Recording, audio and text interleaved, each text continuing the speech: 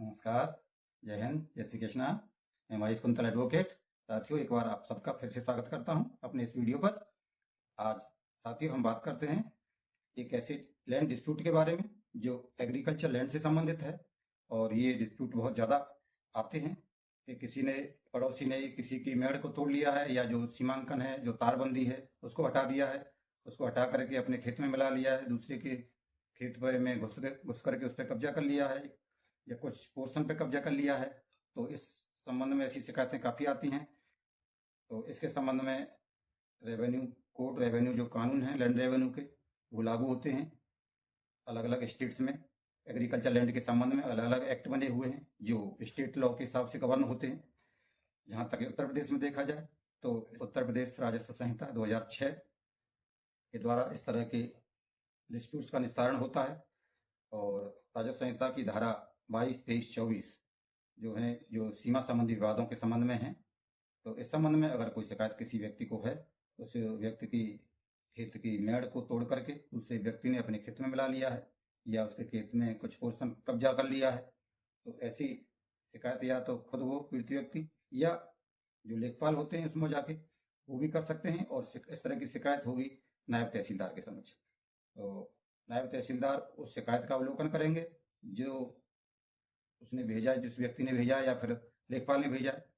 उसके बाद ऐसी जांच भी कराएगा जो उसके लिए उचित समझे। नायब तहसीलदार उस संबंध में जांच करेगा, जांच करके जांच रिपोर्ट अपनी तैयार करेगा, और जांच रिपोर्ट तैयार करने के बाद उस रिपोर्ट को वो उप जिलाधिकारी यानी एसडीएम के समक्ष भेजेगा। एसडीएम भी अपने स्तर से उस संबंध में जो भी जांच आवश्यक समझे वो करा सकता है। एसडीएम जांच कराएगा, और एसडीएम अगर ये समझता है कि हाँ किसी व्यक्ति ने उस पर अवैध कब्जा किया है, तो एसडीएम उस अवैध कब्जे को हटवा सकता है। उसके संबंध में ऐसे बल प्रयोग कर सकता है हटवाने के जो उचित समझे कब्जे को हटवाने के लिए। और बल प्रयोग के अलावा जो उस कब्जे को हटाने में जो खर्चा अगर कुछ आता है, उस खर्चा की वसूली भी दोषी व्यक्ति से करा सकता है। और इस प्रक्रिया की टाइम भी निर्धारित कर दिया गया है, 2 महीने के अंदर इस प्रक्रिया को करना पड़ेगा एसडीएम के लिए, जो समय निर्धारित किया गया है। और उसके बाद अगर एसडीएम के आदेश से कोई व्यक्ति पीड़ित है, उसको संतुष्टि नहीं है कि नहीं एसडीएम का आदेश गलत है, तो कोई भी पक्ष दोनों में से अपील कर सकता है। अपील का 30 दिन का समय है।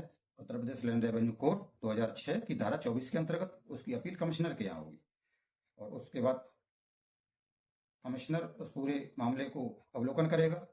जब कमिश्नर के यहाँ हम केस को ले जाएंगे तो एसडीएम के जो ऑर्डर है उसकी सर्टिफाइड कॉपी ले जानी पड़ेगी, उसको चैलेंज करना होगा उसको। और जो भी सारी रिपोर्ट्स हैं, जो भी जांच करी गई थी एसडीएम के द्वारा और नायब तहसीलदार के द्वारा, वो सभी जांच रिपोर्ट्स भी हमको वहाँ ले जानी पड़ेंगी जब हम वहाँ पे अपील फाइल करेंगे। जब अपील फाइल होगी कमिश्नर के यहाँ, कमिश्नर उस सारे दस्तावेजों का अवलोकन करने के पश्चात जो भी उचित समझेगा वो अपना डिसीजन करेगा। तो धारा 24 ये कहती है कि कमिश्नर का आदेश अंतिम होगा। अगर कोई भी एक्ट उच्च न्यायालय के जो अधिकार होता है कॉन्स्टिट्यूशनल रेट पिटीशन का अधिकार, उसको नहीं छीन सकता।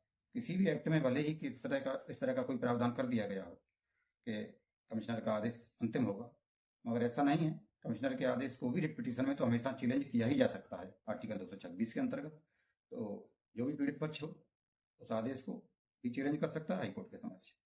और हाईकोर्ट में उसकी सुनवाई के पश्चात, दोनों पक्षों को सुनने के पश्चात स्टेट को भी सुनवाई का अवसर दिया जाएगा, और पीड़ित पक्ष जो दूसरा पक्ष है उसको भी सुनवाई का अवसर दिया जाएगा। दोनों पक्षों को सुनने के पश्चात हाईकोर्ट अपना स्वतंत्र है अंतिम निर्णय लेने के लिए। तो इस तरह जो सीमांकन संबंधी बाउंड्री डिस्प्यूट्स हितों के होते हैं, उनका निस्तारण रेवेन्यू कोड के अंतर्गत इस तरह किया जाएगा।